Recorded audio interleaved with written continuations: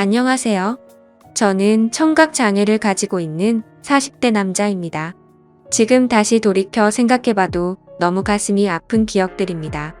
하지만 많은 사연들을 보다가 저도 많은 분들께 제 얘기를 해드리고 싶었고, 저도 얼마 전 10년 만에 알게 된 모든 사실을 꼭 누군가에게라도 말을 하고 싶었기에 이렇게 용기를 냈습니다.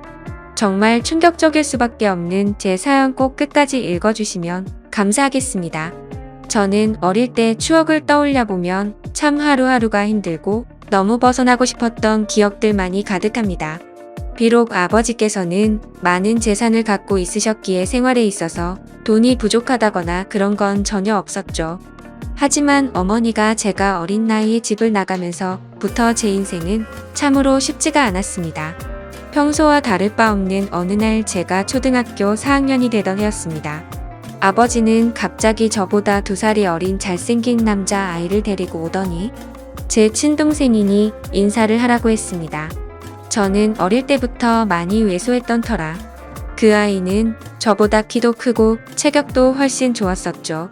알고 봤더니 제 어머니는 아버지의 불륜 사실을 알고 나서 맞바람을 피시고 집을 나가셨던 겁니다.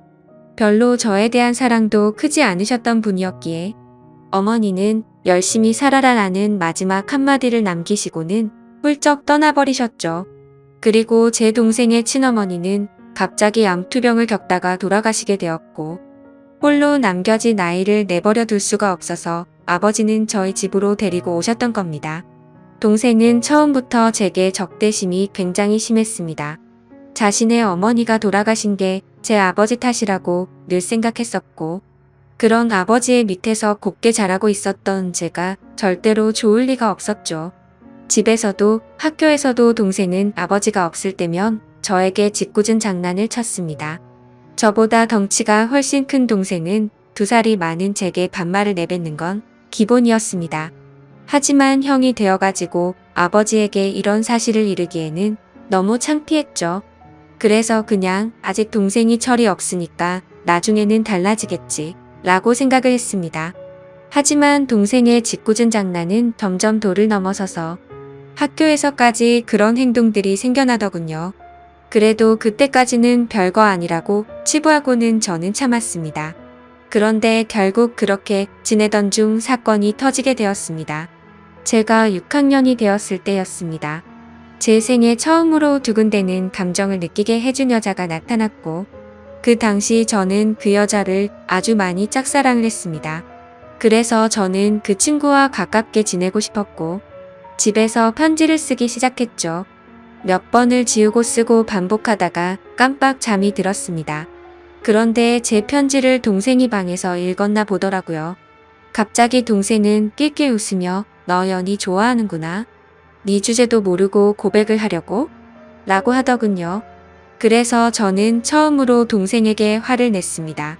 왜 함부로 내 편지 읽고 그러냐며 욕을 하고 뛰쳐나갔죠. 그 날 이후로 며칠이 지났을 때였습니다. 학교를 마치고 집으로 가고 있는데 저 멀리서 제 동생이 연희의 손을 잡고 제가 있는 쪽으로 걸어오고 있더군요. 그러면서 동생은 저를 가리키며 "우리 형인데 같은 반이라며?" 라고 웃더라고요. 그때부터 저는 도저히 참을 수가 없었습니다. 눈물이 나는 걸 질끈 참고 집으로 뛰어갔습니다. 집에 가자마자 분노가 폭발해서 펑펑 울면서 눈에 보이는 동생의 물건을 모두 다 던졌고 옷도 가위로 마구 찢어버렸죠. 30분 정도가 지났을 무렵 동생도 집으로 들어오더니 제게 뛰어들었습니다. 신체적으로 제가 당연히 불리했지만 저도 눈이 돌아간 상태여서 동생의 멱살을 잡고 서로가 처음으로 몸싸움을 하게 된 날이었죠. 그런데 정말 뜻하지 않은 큰 사고 벌어지고 말았습니다. 서로 몸싸움을 하다가 저는 옆으로 넘어지면서 귀가 가구에 크게 부딪혔고 결국 응급실에 실려가는 일까지 생겨버렸습니다. 치료가 끝나고 저는 한쪽 귀가 들리지가 않아서 이상하다고 생각하고 있는데 아버지는 눈가가 촉촉해 있었고 의사 선생님은 조심스럽게 말했습니다. 너무 안타깝지만 한쪽 귀가 영구적으로 청력 손실이 되었다고 하더라고요. 아직 어린 나이에 평생 제 귀가 상했다는 소리를 듣자마자 너무 화가 났습니다. 구석에 있는 동생에게 욕을 해대면서 달려들었고 마구 때렸습니다. 그러자 동생은 네가 먼저 해놓고 왜 자기 보고 그러냐며 소리를 치더라고요. 그날 이후로 저는 한쪽 귀를 잃게 되었고 훗날 웃고 지낼 줄만 알았던 동생도 잃게 되었습니다. 학창 시절 내내 저는 귀가 잘 들리지 않아서 괴로운 생활을 보내게 되었습니다. 그런 원망들은 고스란히 동생에게 갔죠.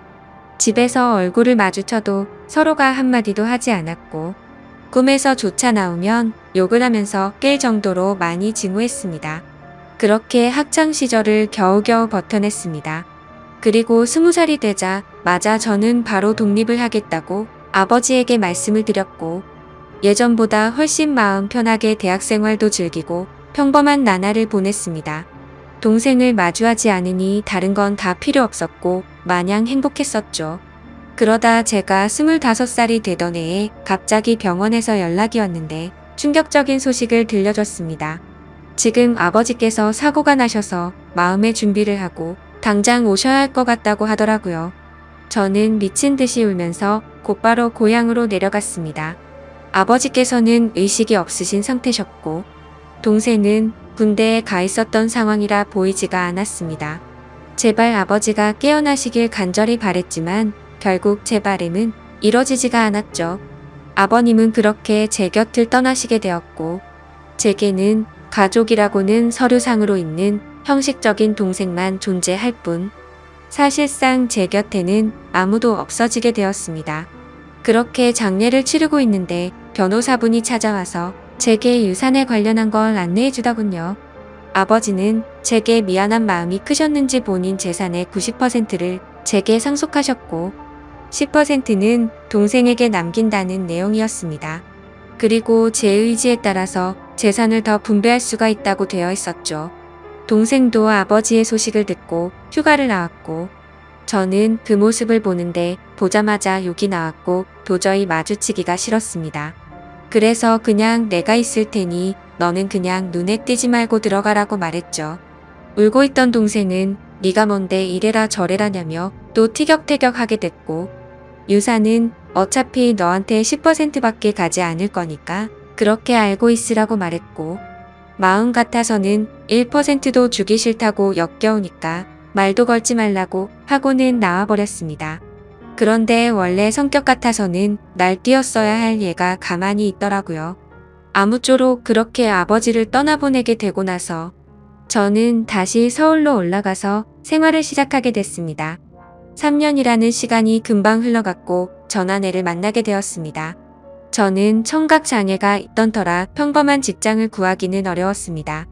하지만 아버지께서 남겨주신 재산이 있었기에 저축만 해두고 살아도 충분해서 간단한 재테크들만 할 뿐 별다른 일을 하지 않고 지냈었죠. 그런데 어느 날 자주 가던 부동산에서 중개업자분이 저보고 결혼을 해야 할 때 되지 않았냐고 하더니 소개를 시켜준다고 하더라고요. 자신이 아는 분의 딸인데 지금 스튜어디스를 하고 있고 얼굴도 예쁘고 착하다면서 저를 설득했죠. 하지만 저는 여자가 너무 두려웠습니다.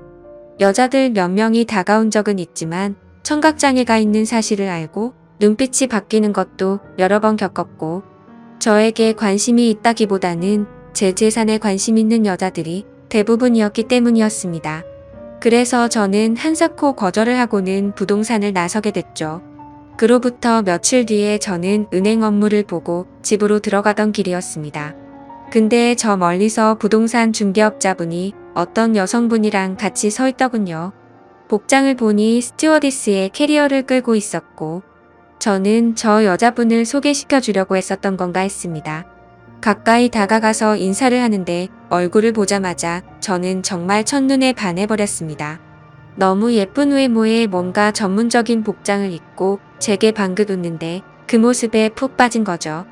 그래서 저는 너무 설레는 마음에 부끄럽게 인사를 하고는 도망치듯 금방 집으로 들어가 버렸고요. 그런데 제 자신도 모르게 자꾸만 그녀의 모습이 떠오르더라고요. 조금만 있으면 괜찮겠지 하는 마음으로 며칠 동안을 참으며 보냈지만 도저히 참지 못하겠더라고요. 저는 곧바로 그 부동산으로 향했고 중개업자분에게 소개를 받겠다고 말을 했습니다. 근데 중개업자는 갑자기 웃더니 그러게 진작 소개 받으라니까. 벌써 다른 남자랑 소개 받았다고 하더라고요. 그래서 저는 제 자신을 한탄하면서 알겠습니다 하고 돌아서려는데 일단 여자분한테 한번 물어나 볼게요 라고 해서 저는 금세 기분이 좋아졌습니다. 그렇게 다행히도 여자분은 소개받은 남자와 잘 안 됐다며 소개를 받아보겠다고 했다고 하더라고요. 며칠 뒤 소개를 받기로 한 날 저는 처음으로 미용실도 가고 명품 옷도 사서 최대한 저를 깔끔하게 꾸미고 약속 장소로 나갔습니다. 그녀도 약속 시간에 맞춰서 나오게 되었고 활짝 웃으며 제게 인사를 하는데 평상복을 입어도 너무 아름다웠기에 저는 눈을 떼지를 못했습니다. 나이는 저와 동갑이었고 결혼 정년기가 되어서 빨리 결혼을 하고 싶어서 마음에 맞는 사람을 찾고 있다고 하더군요. 저는 최대한 그녀의 발언에 뭐든지 수긍을 하면서 호감을 사려고 노력했습니다. 그런데 다른 사람들과는 달라서 더욱 마음에 들었습니다. 제가 청각장애가 있다는 사실에도 놀라지 않았고 재산이 이 정도 된다고 해도 그렇구나 하면서 별로 놀라지를 않더라고요. 그래서 무력도 없고 사람을 편견하지 않는구나 싶어서 저는 더욱 빠지게 되었습니다. 결국 저의 적극적인 대시에 그녀와 저는 연인이 되었죠. 결혼을 전제로 만나다 보니 주로 하는 이야기가 미래에 대한 이야기였죠. 그녀는 어떤 곳에서 어떻게 살고 싶다부터 시작해서 결혼을 하더라도 스튜어디스는 계속해서 하고 싶다고 하더군요. 저는 뭔들 다 좋았습니다. 그녀만 저와 함께 할 수 있다면 제 모든 걸 다 바칠 준비가 되어 있었죠. 그렇게 저희는 연애를 시작한 지 6개월도 되지 않아서 곧바로 결혼을 하게 되었습니다. 결혼을 한 뒤로 6개월간은 그 누구도 부럽지 않게 많이 행복했습니다. 그런데 제가 알던 제 아내는 어느 순간부터 다른 사람처럼 점점 변해가더라고요. 쉬는 날에는 백화점에 가서 1,000만 원이 넘게 쓰는 게 일상이었고 새벽 늦게까지 연락이 안 되는 건 기본이더라고요. 저도 그때는 정신이 나갔었던 것 같습니다. 그렇게 하는데도 저는 다 좋았고 불만이 크게 없었거든요. 그런데 결혼 1년차 때부터는 제 아내는 저를 벌레 보듯이 무시를 하기 시작했고 잦은 비행으로 출장을 가면 연락이 안 되는 건 너무 당연하다는 듯이 반복됐습니다. 심지어 우연치 않게 휴대폰을 보니 출장 가서 다른 남자들과 사진 찍은 것도 봤지만 그냥 용서를 해주고 넘어갔습니다. 하지만 그렇게 몇 번을 더 바람을 피더니 나중에는 대놓고 남자친구가 생겼다고 그런 말들을 당당하게 하더라고요. 저는 그때 당시에는 아무 말도 하지 못했습니다. 너무나도 사랑했던 탓에 이미 제 사고방식은 정상적인 작동이 불가능했죠. 그냥 그렇게 밖에서 놀고 다녀도 항상 집에는 들어오니깐 이런 말도 안 되는 생각을 갖고 살았습니다. 그리고 바람피는 모습이 제 눈에만 안 보이면 어느 정도 참을 수 있다라고 생각을 하고 버텼습니다. 그런데 어느 날 저는 정말 너무나도 충격적인 모습을 보고야 말았습니다. 제가 사업과 관련해서 미팅이 있어서 호텔 로비에서 커피를 마시고 있었습니다. 그런데 익숙한 모습의 여성이 보이더군요. 바로 제 아내였습니다. 말로만 들었지 실제로 저렇게 호텔을 드나드는 걸 보니 너무 화가 나더군요. 그리고 더 충격적인 건 옆에 있던 남자였습니다. 아버지가 돌아가신 뒤로 단 한 번도 연락하지 않았던 바로 제 친동생이었습니다. 그때 문득 생각이 들었습니다. 재산을 조금 받고도 조용했던 이유가 저렇게 내 재산을 노리고 접근하려고 했던 거구나 생각했죠. 저는 곧장 폭발할 것만 같은 마음을 추스르면서 조용히 둘을 따라갔습니다. 사실 그때는 제발 제가 생각하는 게 아니길 바라는 마음으로 따라갔죠. 그런데 결국 그 둘은 같이 한 방으로 들어가게 되었고 저는 조용히 문 밖에서 눈물을 흘리면서 비참하게 서 있었습니다.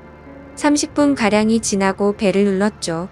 그러자 문이 열리더니 제 동생이 가운만 입은 채로 문을 열더라고요. 깜짝 놀라하는 동생을 보자마자 욕을 하고 몸싸움을 했습니다. 그러자 아내는 소리를 질러댔고 결국 경찰까지 부르게 되었죠. 저는 동생에게 일부러 접근했냐고 욕을 했습니다. 그러자 아내는 출장을 가다가 자신이 먼저 연락처를 물어봤고 만났다며 무슨 헛소리냐고 소리치더라고요. 참 황당하게도 바람 피운 걸 자랑이라도 된다는 듯이 저를 무시했습니다. 그러자 동생은 한마디 하더군요. 이제 모든 사실을 알았으면 그만 빌붙고 이혼 도장 찍고 꺼지라고 말하더라고요.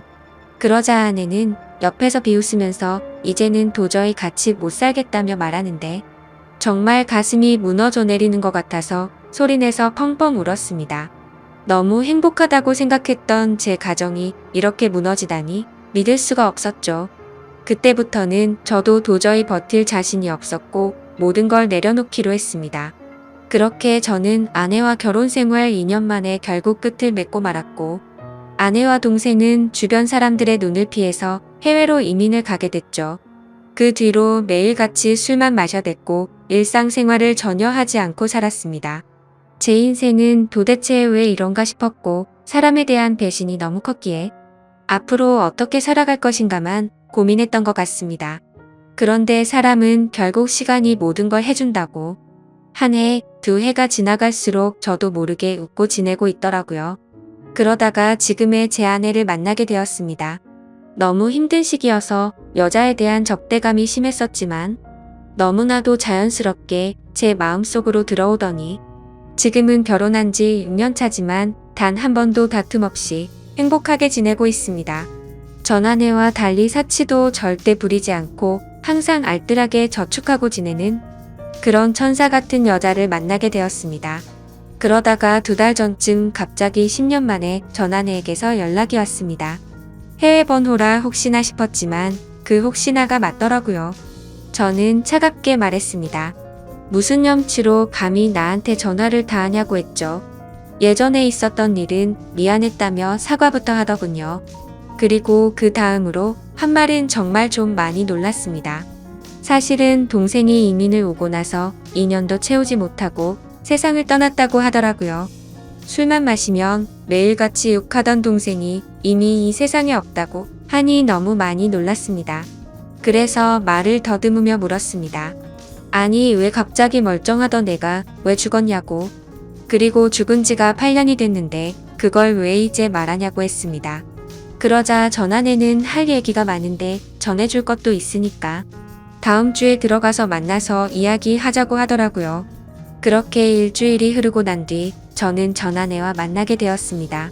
물론 제 아내에게는 예전에 있었던 일도 다 말해줬었고 동생의 소식을 말해주면서 만나고 온다고 미리 말했는데 오히려 저를 위로해주면서 조심히 다녀오라고 했죠. 저는 단도직입적으로 물었습니다. 도대체 어떻게 된 건지 말을 해달라고 했습니다. 그러자 전 아내는 갑자기 눈물을 흘리면서 사과부터 하더라고요. 내가 정말 죽어 마땅한 사람인데 너무 미안하다며. 사실은 그때 당시 소개를 시켜줬던 부동산 중개업자와 전 아내는 둘이 만나고 있었던 사이였답니다. 제 재산을 알고 의도적으로 접근을 했었고 그 덕분에 결혼을 하고 나서 제 돈을 흥청망청 쓰면서 몰래 비자금도 많이 빼돌렸다고 하더군요.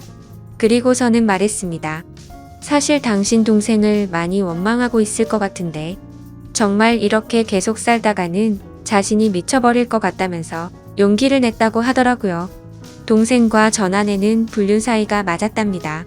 물론 그건 전 아내만의 생각이었다고 했죠. 동생은 전 아내와 이민을 가고 나서 곧장 모든 사실을 밝혔답니다. 사실은 암에 걸려서 회복이 불가능한 상태였고 당신을 형 옆에서 떼어내려고 했다고 말했답니다. 그런데 전 아내는 이미 제 동생에게 많이 빠져 있어서 동생이 떠나는 날까지 옆에서 있었다더군요. 그리고는 제게 노트를 건넸습니다. 사실 동생은 절대로 이 비밀을 제게 말하지 말라고 해서 평생 말하지 않으려고 했답니다. 그런데 얼마 전에 한국으로 다시 돌아오려고 짐을 정리하다가 이 노트를 발견했고 내가 이 말을 안 하면 마음에 죄책감이 들어서 절대로 인간으로서 살아갈 자신이 없다면서 주더라고요. 그렇게 전 아내는 미안하다면서 앞으로 잘 지내라고 하고는 자리를 떠났고 저도 차로 돌아가서 침착하고 노트를 펼쳤습니다. 아버지와 저 그리고 동생이 찍은 유일한 사진이 끼어져 있더군요. 일기는 매일 같이 쓰지는 않았고 동생의 어머니가 돌아가신 이후로 특별한 날들마다 쓴 것 같았습니다. 제가 청각을 잃은 날 쓴 일기를 보니 동생의 마음을 어느 정도 알 수